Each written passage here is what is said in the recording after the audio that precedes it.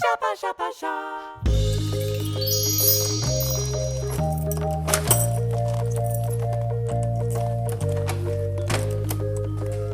Iko? Oui. Oui. On ne sort pas. Bonjour, Iko. Bonjour, Iko. Est-ce que je peux rentrer chez toi? Oui. Doucement. Alors, je te regarde pas dans les yeux, parce que si je te regarde dans les yeux, ça va un peu t'impressionner. Donc, je reste là. Je te regarde pas, je regarde ailleurs. Donc là, on voit qu'elle reste quand même dans l'entrée. Donc, je vais pas avancer, je vais pas devancer son pas. Elle reste intriguée. Elle se colle à l'aspirateur, qui est une manière pour moi de pouvoir mettre son attention ailleurs. Si jamais elle était un peu trop agressive, on sait jamais. Je sens que ça se passe plutôt bien. Je vais quand même enlever mes chaussures parce que le bruit des pas peut quand même la gêner. On sent qu'elle est très réactive à chaque petit bruit ou son. Elle a comme la queue qui bouge pas mal. Comment ça va, Iko? Oui. Non, je te regarde pas droit dans les yeux, ça c'est important. Là, elle reste toujours dans cet endroit, donc je devance pas son pas. Parce que je sais qu'elle peut être très sensible, donc si j'avance et que je vais plutôt vers le salon, elle regarde tout de suite ma main. À peine j'ai fait ça, elle regarde ma main. Donc elle est quand même très réactive. Après, elle n'a pas encore craché et tout ça, mais ça pourrait arriver. Par exemple, si j'essaye d'avancer, là on sent qu'elle bat beaucoup plus de la queue. Ça a l'air d'aller. Je vais ranger la clé en tout cas dans ma banane. Effectivement, en termes de position, elle est en poule. Donc elle est pas décontractée, on peut le voir. Elle a quand même la queue qui bouge un peu de droite à gauche. On voit des omoplates qui ressortent. Donc là, elle est toujours sur la défensive quand même.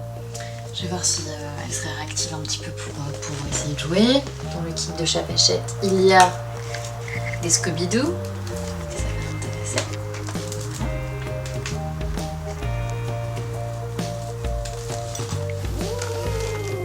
Ah, c'est changeant d'humeur là. On a une belle photo de toi en train de jouer. Non, on va regarder. Qu'est-ce que tu manges, Aiko? Je te laisse le Scooby-Doo. Là, en attendant, je le noue ici. Regarde. Alors, tu manges des croquettes. Tout est préparé, ton chapassac est super bien préparé. Franchement, ton chapapa est super bien. Là, le bol de pâté, on va le nettoyer déjà. Là, c'est une caractéristique des chats avec conduite agressive, c'est qu'ils sont très très mal à l'aise dès qu'on utilise, dès qu'on touche à leurs affaires, là où ils déposent leurs odeurs en fait. Donc la nourriture, la litière, ça c'est deux choses qui sont sensibles pour eux.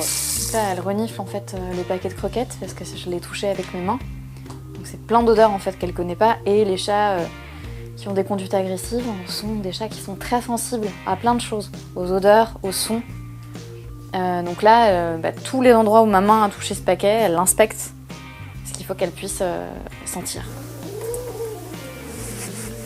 Ce que je recommande, c'est que quand on a un chat comme ça avec conduite agressive, évidemment, c'est de garder chaque chose près de soi, pas trop éparpiller son manteau loin, tout garder près de l'entrée pour pouvoir regrouper. Parce que si on a retraversé tout l'appartement alors que le chat justement a des conduites agressives, on va être bien embêté. Là, par exemple, j'ai mis le paquet de croquettes sur la table. Je pense que je n'aurais pas dû. Parce que ça va être difficile de le récupérer. J'aurais dû le laisser sur le plan de travail, près des autres choses, près des gamelles par exemple.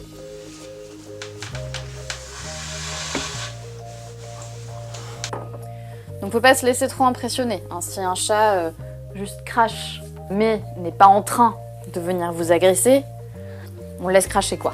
On le laisse cracher, on ne le regarde pas. Là on voit qu'elle descend quand même, elle se rapproche. Donc c'est pas génial.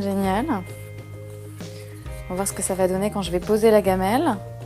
Voilà, comme là elle est un peu en dessous, je vais essayer de récupérer le paquet de croquettes.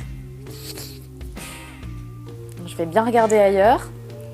au moment où je vais faire ça. Parce que là, quand je vais regarder par là, je vais regarder le paquet de croquettes et je vais la regarder elle aussi. Donc là, je regarde bien ailleurs pour récupérer le paquet. J'en profite alors que je suis au même endroit de bien ranger les croquettes.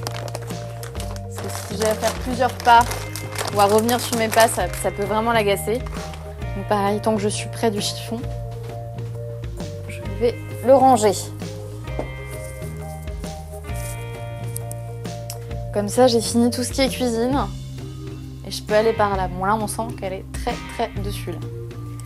Comme c'est un petit peu sale, j'aimerais bien quand même passer un tout petit coup sous sa gamelle et autour parce que c'est pas génial. Là, en fait, j'allais le faire avec du pchit, mais comme c'est un chat qui est déjà très sensible, je vais le faire juste avec de l'eau chaude.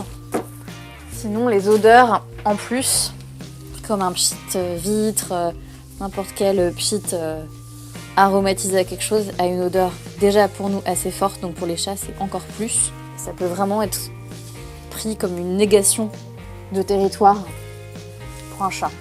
On va s'occuper de sa litière. Donc, je regroupe tous les petits trucs pour les mettre dans un sac poubelle, pour aller faire la litière. Elle est descendue d'un coup. Je pense que ça y est, l'épisode de la nourriture est passé. J'ai arrêté de toucher à ses gamelles, elle a fini d'observer. Et donc elle est repartie dans un coin. Il faut quand même que je m'assure de où est-ce qu'elle est. Donc je vais pas trop la regarder dans les yeux. Donc là, il faut que j'aille chercher la balayette. Je leur propose un petit peu de jeu pour garder une interaction. Essayer de noyer aussi un peu le poisson par rapport à ce qui s'est passé avec les gamelles.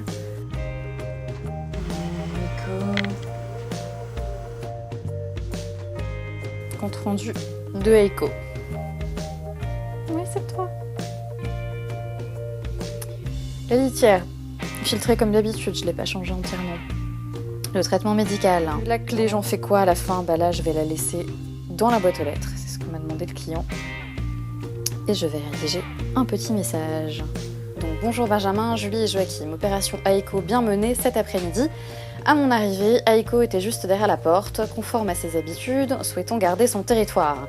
Ce n'est pas n'importe qui a accès à son royaume. Je lui ai présenté un Scooby-Doo pour lier un peu notre amitié, et ma foi, ça lui a plutôt plu.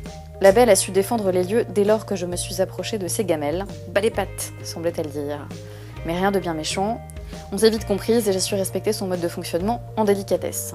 À l'heure où je vous écris, elle est tranquillement en train de me regarder depuis son poste d'observation, la table basse, noire de jais comme son pelage.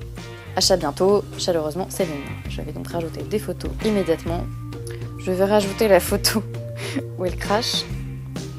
Et je vais rajouter aussi cette photo où elle est sur sa table basse. Comme ça illustre ce que je suis en train de dire en plus.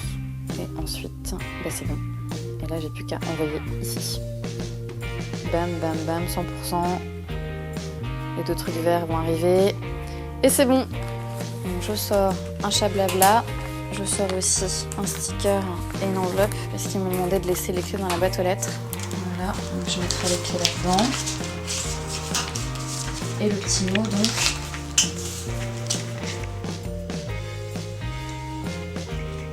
Donc le petit mot c'est bonjour Benjamin et Julie, j'espère que là c'est pour une dernière visite. Donc j'espère que votre séjour s'est bien déroulé. Aiko va être ravie de vous revoir, récupérer ses petites habitudes de famille. Bon courage pour la rentrée, merci de votre confiance pour Aiko, chaleureusement Céline. Là on sent d'ailleurs, on voit qu'Aiko est un peu plus détendue, parce que ça y est, elle a une patte quand même rentrée, un peu en papaton rond, puis elle en a une autre allongée, donc on sent qu'elle est, ça y est, il y a moins d'agression quand même.